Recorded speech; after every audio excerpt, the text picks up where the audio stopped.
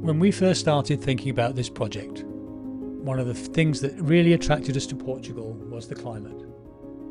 300 days of sunshine seemed like a good basis to explore the off-grid lifestyle and what we could achieve using a bit of solar power. In this video, I'm going to tell you a bit about how we've started that journey and where we might go with it in the near future.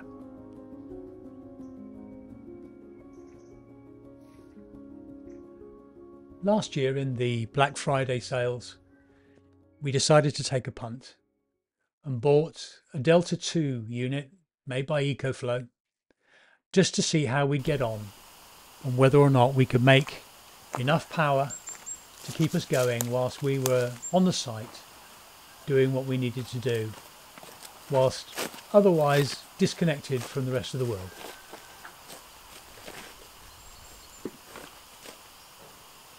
It's a brilliant little unit. It's about the size of a desktop computer. It comes with a fold-out solar panel and all the necessary cabling to get it joined up and start generating power from the sun. So once we arrived, we set it up and started taking a look to see not only what it would power, but also, and possibly more importantly, how much battery capacity it had to see us through the days when it wasn't sunny. So that's charging, get the sunlight for the rest of the day, and that'll make us a cup of tea. Lovely stuff.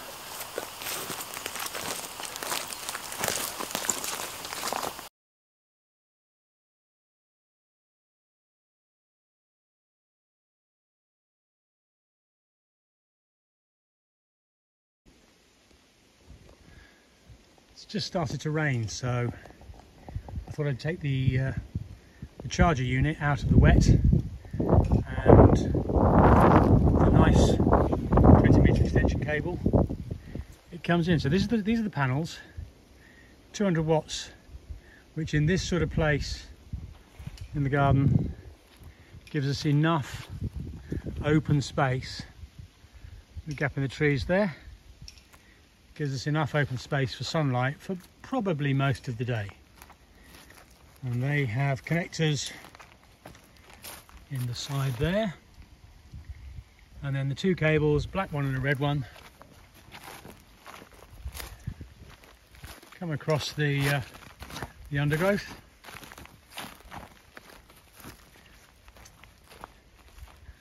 And then I've just put a little bit of a tarp over on the pathway, stop any sort of trip hazard there. Still trip over the tarp, but there you go. At least you'll see it. And then the cables come up and inside the tiny house, and there, complete with the kettle base, is the unit. And if I turn it on,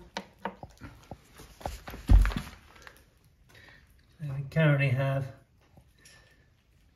90% of battery charge, but no charging yet from the sun because it's a little bit grey and overcast.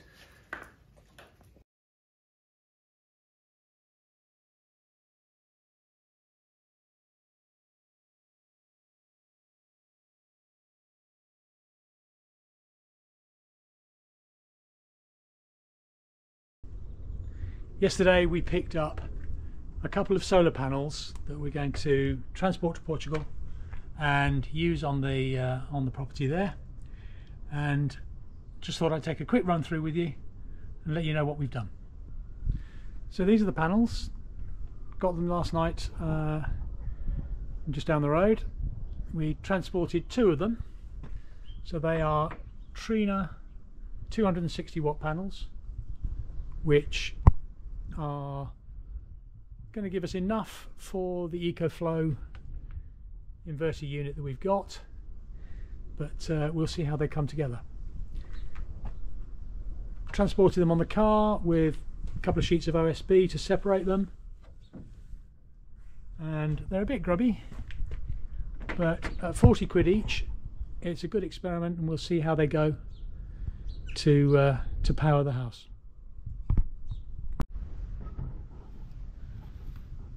So a bit of a look on the label. You can see Trina Solar 260 watt, and that should give us the voltage we need to be able to power the EcoFlow unit. As I say, bought 2 of them, and we'll clean them up, test them, and get a multimeter on them in a minute and see how they perform.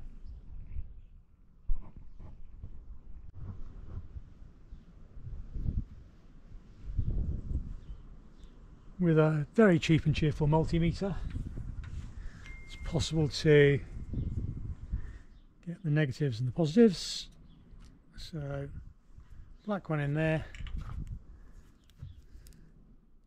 red one in there, and we can see we're showing 35.4, 35.5. So that's the output voltage of the panel. Fairly good sunny day. This is only a very cheap multimeter, so I can't do the output current, but at least we've got a functioning panel and it's producing an output voltage. Happy days. So we can see again, get a bit more detail. It's a bit, you know, the panels are a bit grubby. Nothing too terribly much.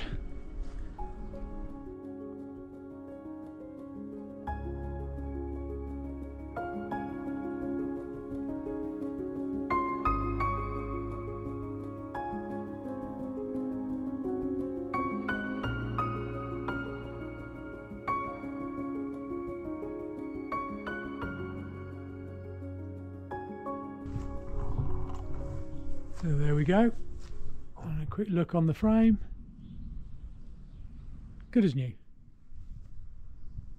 That'll do nicely, and then we can transport them over to Portugal with a sheet of OSB in between, 2 panels, 1 top, 1 bottom.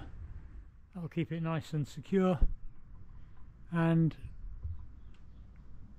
happy to travel all that way with 2 panels on top. Once we get there, of course, we've got to figure a way of mounting it and putting it in the right place. A bit of research has found an optimum angle around about 50 degrees from vertical. So on SketchUp I put together a little outline plan of a mounting rack, basically using 2x4s and 4x4 timbers, and once it all comes together, placed near the top of the hill should be right to give it the best chance of seeing sun for most, if not all, the day. We'll be back with an update on how it all goes together and how we get on in the early steps of our off-grid journey.